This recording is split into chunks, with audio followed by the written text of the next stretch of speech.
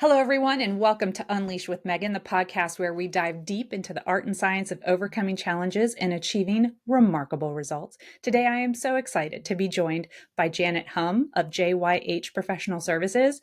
One of the things that really made me excited about having Janet come on here after she and I spoke and met was how passionate she is about helping women take control of their finances. This is something I'm also passionate about. I'm just passionate about people taking control of their lives and being knowledgeable and being able to make informed decisions. And Janet is as well. So I'm very excited to introduce Janet, and I'm going to pass it over to you, Janet, to introduce yourself and tell us a little bit about why this is your passion. Yeah, thank you, Megan. Thanks so much for having me. It's such a great honor to be here. And I'm so excited to meet Megan. Megan is like one of a kind. She is one of the best individual female that I've really connected with over the last little while. She has a huge passion for females like you and me and everybody else out there. You know, a little bit about myself. First of all, I'm a daughter, I'm a wife, I'm a sister, and a mom. The reason why I start with that, and a lot of people say, why do you start with being a daughter? Because I am so grateful for my parents. My parents immigrated from Asia many years ago. They gave up their, full-time, comfortable job for me and my sister, a new land. And they did everything they could for us. And as a mom now, I understood and how much sacrifice they put in. And, they taught us how to save money. And of course, that's the best thing. That's the number one thing. But also, how to create that wealth for ourselves. As my parents are aging, as a daughter, I need to figure out how to help them stretch their money. Right? No one wants to be working until they're 80 or 90, right? Well, I certainly don't. I want to have the ability to choose to work, not because I have to.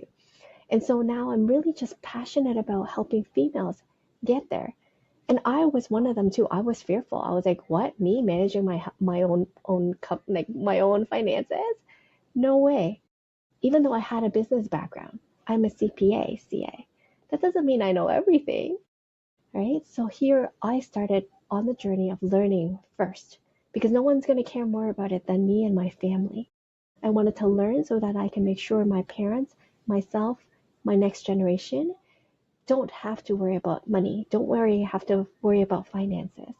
So, I'm so grateful Megan has given me the opportunity to share a little bit about myself and how I can help, all of us to achieve that dream and that goal. That's one of the things that we share, Janet, and when we spoke, I really connected with you is the parent aspect of that. And not just the parent, but in both directions, like you were just saying. So there's the parent aspect and really appreciating all of the things that my parents taught me and all of the things that I've gained by that knowledge.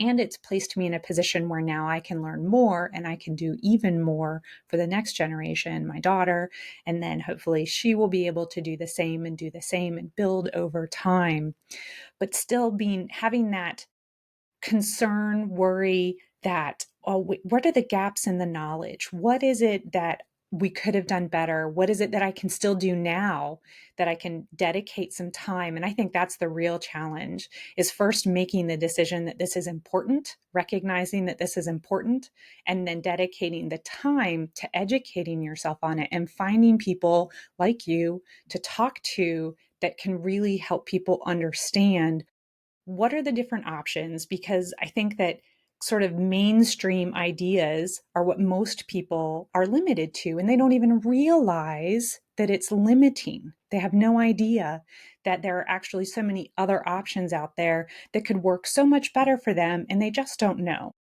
So, is that something that you experienced as you were going through your journey and making these decisions that this is where you wanted to focus? Absolutely. Absolutely, Megan. As an accountant, I know what I know. I don't know what I don't know.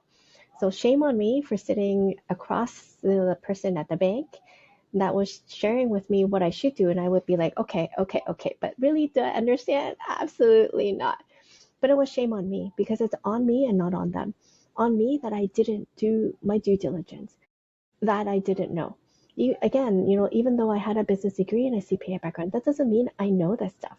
I was taught how to manage my money in a sense that I know how to budget.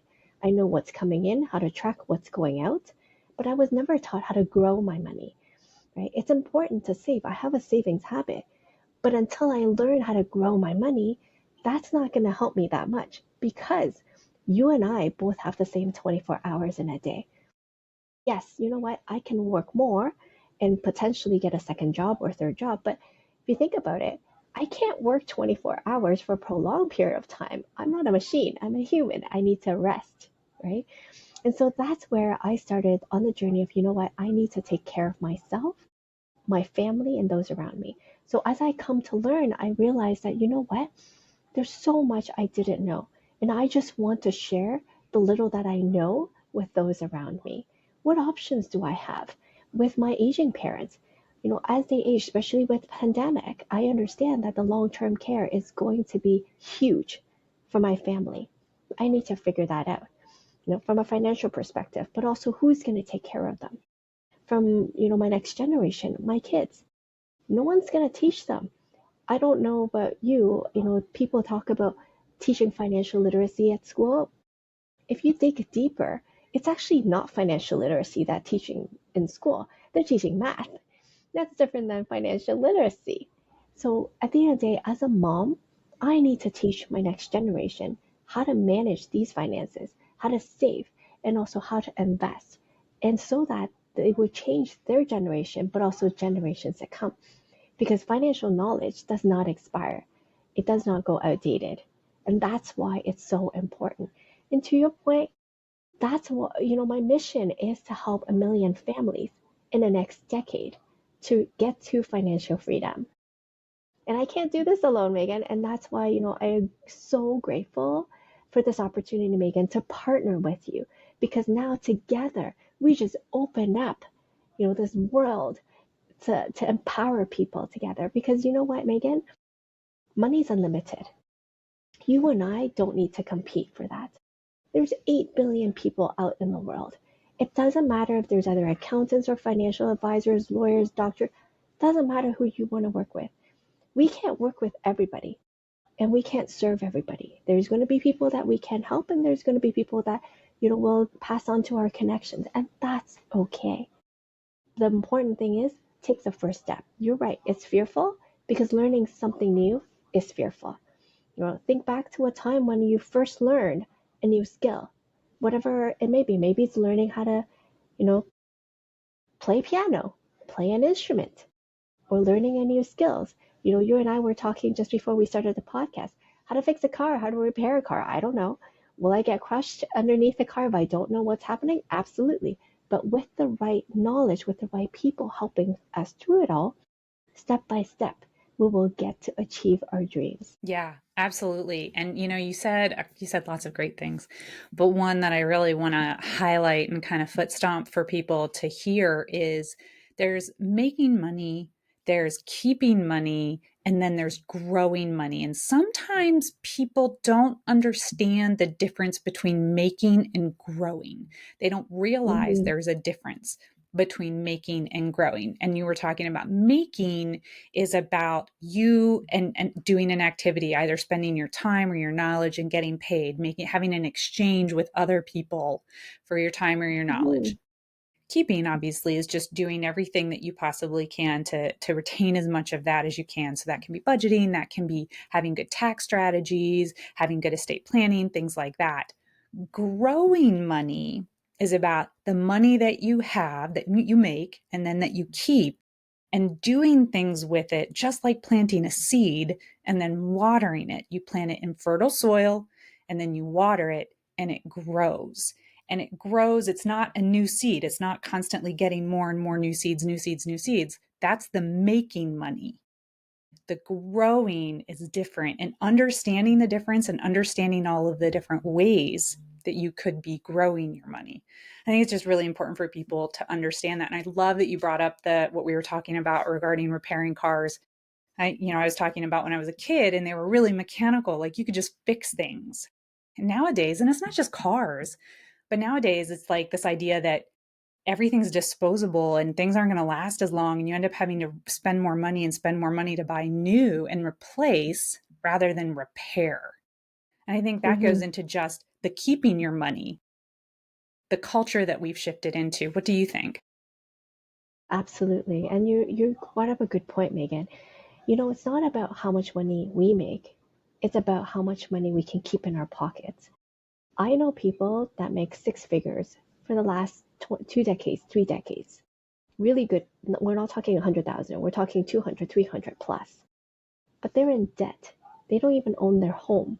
They have no savings. That's why it's not about how much we make. It's actually how much we keep, of course, legally, right? But one thing is taxes. You and I both know taxes is huge. And I get it. We need to pay our dues for our healthcare system, for the education system. Absolutely. I don't disagree. We need to pay where it's due. The question is, if we can save more taxes legally, why not? For ourselves, for our loved one, for a good cause that's close to our heart, right?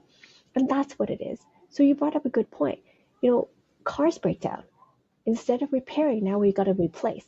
Where's the money coming from, right? Of course, repairing will typically cost less than replacing.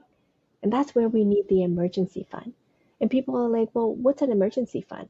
I say, you know what? Your credit card, your real estate, your line of credit is not an emergency fund.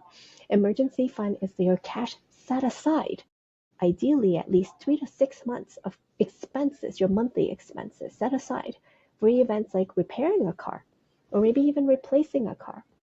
Or maybe if you live in a home, a house, you need to repair the roof, or maybe there's a leakage, or maybe your furnace needs repair or replacement on the coldest day of the winter, right? That's where the emergency fund comes in. Because that's always going to But be the also, day that happens. Always. yeah, and it's unexpected. That's why it's called an emergency fund, right? The other thing is we say, you know what, pay yourself first. And you're like, what do you mean? What do you mean pay myself first? It's exactly that. When you get an income coming in, your paycheck, if you're, working as an employee or if you're a business owner, when someone pays you, you get to pay yourself first, right? You need to set aside money for savings, for investment before you pay your bills. We need to make sure we're paying ourselves or count ourselves as one of the payees before everybody else. We're not last. We should be first. Consider setting up an Yeah. automatic And savings account. Go ahead. I was just going to say, and that just makes so much sense. But it's something that I think we've moved away from, or people don't think about, or they're so conditioned or used to, okay, my taxes go out. So, I mean, paying yourself first, the taxes are taken out before you even see the money. So, why wouldn't you pay yourself at least as much as you pay the government? Like, Yeah, and why part of the wouldn't that challenge be the I'm very seeing, next thing? part of the challenge I'm seeing, Megan, is that, we're just living day to day survival mode. A lot of us don't have the time or don't carve out the time, even if it's just a few minutes, to sit down and reflect on what is happening. And a lot of expenses, fortunately, unfortunately, are auto pay, subscription based, right? They set it up for a reason because you set it up, we forget, right? But we may not Out of need those sight, out of services mind. anymore. Yeah, yeah. So let's do that. Same thing. Out of sight, out of mind, set up, like you were saying, a percentage that goes to your saving every single month. So you're already saving for yourself, for your future. Yeah, absolutely. I think that out of sight, out of mind. If it's money, my dad gave me a really good rule of thumb when I was very young. And he said, every time you get a raise, keep half of it. You can keep half of it for yourself, but the other half of the raise, because you're already living on the money that you have. So you don't need more. And needs and wants are very different. And sometimes it's very easy to conflate them, but needs and wants are different. You don't need more. So only keep half for yourself. You're still getting a raise, but that other half, you just sock it away and sock it away. It was amazing advice, especially if you start, the younger you start, and you know this, and hopefully our viewers and listeners know this, the younger you start, the more you're going to be excited as you watch that grow. And actually watching that grow is another really good point. And this is something that I just experienced doing, do your annual review. If you don't look at your money, you really should be looking at it daily, weekly, no less than monthly. And I do, don't get me wrong. But then I look at my annual roll up, and I won't name any specific companies, but there's one that I just didn't realize how often I would go there to get tea And I was like, wow, that was probably a lot more often than I needed to, because I have tea at home and I don't necessarily need to get tea somewhere else all the time. So I think that was just a good reminder. And it was really, for me, it was a good reminder. And I think it's a good illustration for people. Actually look, because out of sight, out of mind is great for saving and terrible for spending. If you're not looking Absolutely. at it, you're sometimes not even realizing how much is going out the door. Absolutely. And Megan, you got a great point. A lot of us go out for tea or coffee on a daily basis. You know, that tea or coffee, instead of going every single day, maybe once a week, you know, that $5, $6 that you're saving every single day can accumulate to over $200,000 in 30 years. That's powerful. And you're absolutely right. Start young. You know, people don't think about their retirement in their 20s, but you know what? It's never too early to start thinking about our future. The question is, let's go back. Yeah. What are our dreams and our goals? Where do you want to go? Life is short. Do you want life to just pass by you? I can't believe this is already March. We're already in March. Where did time go? Mm-hmm. Yeah, you oh my gosh, you're right. That's crazy. Oh my gosh, that's crazy. Time does pass so quickly. So you talked a little bit at the beginning about kind of your awakening to needing to be more consciously aware and intentional about understanding, knowing your finances and understanding how to keep it, make it, keep it, and grow it. Can you talk just a Mhm. little bit about that time in your life, or early in your, not early in your life, but earlier as you were sort of going through this process and realizing it? Was it the kind of thing where you like just there was this seminal moment, or was it more like over the span of weeks, months, or maybe a few years where suddenly it was like building in you, and finally you were like, oh my gosh, I cannot, like, I gotta take charge. I have to take charge of this. Yeah, great question, Megan. You know, coming from a CPA background, I thought I knew. When I was young, I thought I knew. I was like, you know what? I don't need to learn. I've got my business degree, I've got my CPA. It's okay. I'll figure it out. Fast forward 2 decades, and I was like, you know what? Number one, being an employee is not bad. It's comfortable, but it's false comfortability, if I can call it that. Meaning, you know what? It's only safe, secure until it isn't anymore. So for me, I was like, you know what? I got to figure this out because as my parents age, I need to take care of them. I know I don't have the crystal ball, but I know for a fact that they'll need me. I'll need to be there to support them because no one else will take care of them the way I would, right? Whether it's driving them to an appointment or just taking them there to for checkup or just being with them. You know, I shared at the beginning that they gave up, they sacrificed so much for me. Down the road, it's my turn to do what I'm supposed to do as a daughter. That's just my personal opinion, right? And so I know being in a job, I will not have that flexibility. No one, yeah, they will say, you know, yeah, you can take as much time off as you want. But at the end of the day, I don't have to kind of somehow figure out how to, you know, finish that work. Deadlines are still deadlines. And so it's one thing to have the active income. That's what we're talking about, Megan, whether it's a job or business. But it's another to have that passive income. So I was on a journey of understanding and growing, learning to how to grow my money, not just actively by trading my time with money, but also passively. So that when the time comes, I have time freedom for my parents, but also, you know, financial freedom for myself and my next generation to come. And books never taught me that. I need to figure out how to learn how to do this. And I've got a program that will help all of us to explore ways of learning how to manage, but also make active and passive income. That's fantastic. So here's what I heard: be clear on your goals, like take the time to know what you're looking to achieve. And two, become knowledgeable and intentional about driving towards that goal. And you can't really do that unless you know what the goal is. So I think that's really valuable. I love that you have a program that people can, if they're like, yeah, I like Janet. That's she's speaking to me right now. It's fantastic that they'll be able to reach out to you. Where do they go to learn more about that? Do you have a website or an email address or something?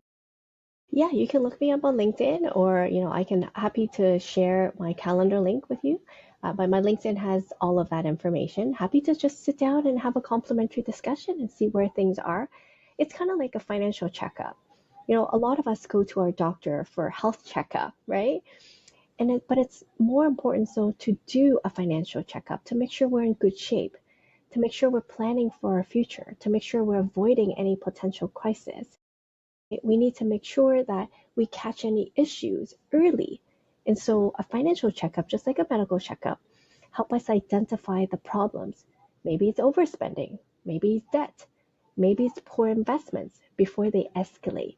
So we need to maintain our financial well-being just like we do with health, reducing stress, securing our future, right? And making informed decisions that will lead to a stronger financial future. Yeah, thank you so much. I really appreciate that. So, as we kind of sign off here, Janet, what's a key takeaway or a key action that you're like, okay, everybody, definitely, if you want to hear more, reach out to me. But whether or not they reach out to you, what is one or two things that everybody needs to go and do?